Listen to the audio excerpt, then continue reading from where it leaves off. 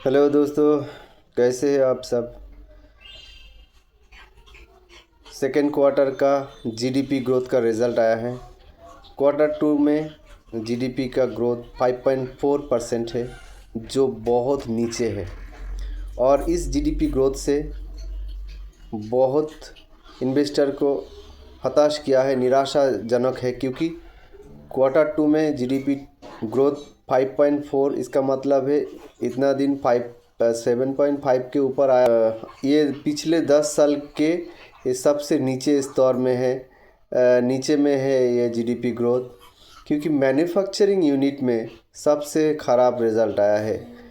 और मैन्युफैक्चरिंग के साथ साथ माइनिंग में भी ख़राब आया है, क्योंकि रूरल इकोनॉमी एकदम थप सा गया है और ख़रीदने का किसी के पास ज़्यादातर पैसा नहीं है।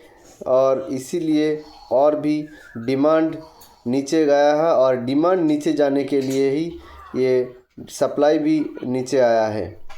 तो इस हिसाब से मैं आज आप लोगों के साथ एक स्टॉक के बारे में बात करूंगा। ज़्यादातर मैंने पेनी स्टॉक के बारे में बात नहीं करता, लेकिन मुझे लगता है ये स्टॉक थोड़ा ऊपर जाएगा।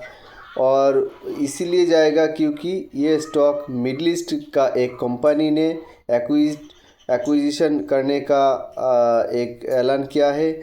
और पिछले 29 नवंबर को इसका एक मीटिंग हुआ है, और उसके बाद ये एक्विजिशन अगर होगा तो ये बहुत ऊपर जाएगा। और इसीलिए मैंने सोचा कि इसके बारे में थोड़ा डिस्कस की जाए। और आज मैंने इसीलिए मैं डिस्कस करूंगा जिसके, और वो नाम है सर्वेश्वर फूड राइस बनाने। सर्वेश्वर फूड बासमती राइस बनाते हैं, और इसके साथ साथ ये बॉयल राइस और ड्राई राइस और पीपी बैग्स, और ये पैकेजिंग जो करते हैं 2 किलो, 5 किलो, 10 किलो, 25 किलो तक भी ये बनाता है। और इस ब्रांड में Sarveshwar Jammu Kashmir traditional basmati rice, Sarveshwar select long grain rice, Sarveshwar ultra x basmati rice, ये बहुत सारे प्रोडक्ट राइस के बनाते हैं। सर्वेश्वर फूड्स की और एक खासियत है, ये अगर मिडल ईस्ट में बिजनेस करेगा तो इसका जो मूर मार्केट कैप है वो भी बढ़ेगा, और इसका सेल्स भी बढ़ेगा, इसके साथ साथ प्रॉफिट भी बढ़ेगा। और प्रॉफिट अगर आएगा तो नेचुरली कंज्यूमर के साथ साथ जो इन्वेस्टर है उसका भी प्रॉफिट होगा।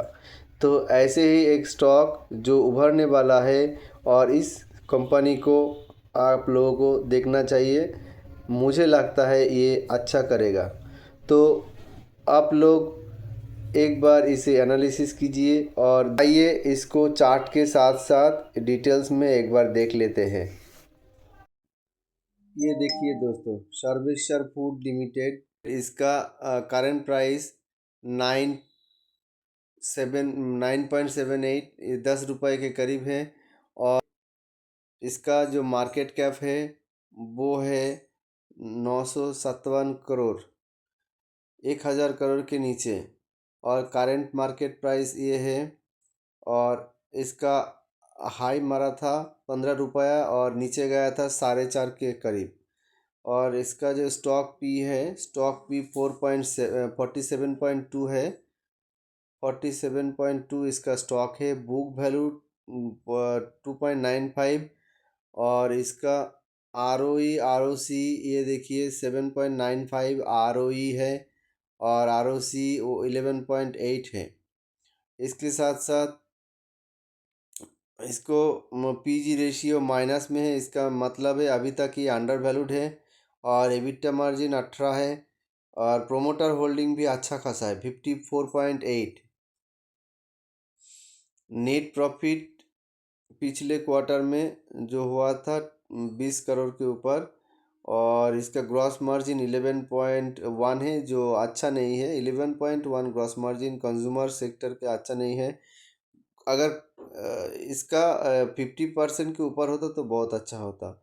सेल्स ग्रोथ ये अच्छा खासा सेल्स ग्रोथ नहीं है। सेल्स ग्रोथ ये 38.8% है, ये अगर है तो बहुत अच्छा होता।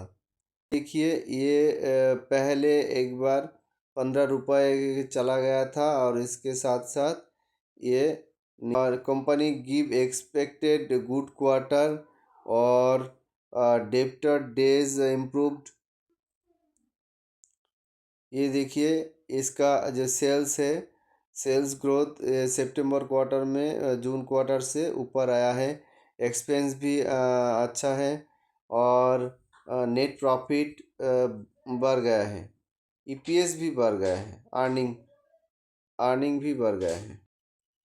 सर्वेश्वर फूड में एफआईआई होल्डिंग क्या है, पब्लिक 45% है और इसका पोर्ट शेयर होल्डर जो है 2,68,510, ये इसका टोटल शेयर होल्डिंग पैटर्न है। तो आप लोग देखा ये शेयर होल्डिंग पैटर्न भी है और ये अनाउंसमेंट जो मैंने पहले ही बोला था वो अनाउंसमेंट देखिए, ये है acquisition of remaining stake in natural global foods DMCC. ये एक अनाउंसमेंट है जो ये स्टेक ले सकता है और इसका बोर्ड मीटिंग भी। तो आप लोग मेरे तरफ से जो एनालिसिस किया है क्या हूँ, तो ऐसे ही एनालिसिस एक बार कीजिए और अगर इसी तरह का एनालिसिस आप लोगों को चाहिए तो मेरे इस चैनल को प्लीज़ फॉलो कीजिए और लाइक एंड सब्सक्राइब कीजिए। Thank you.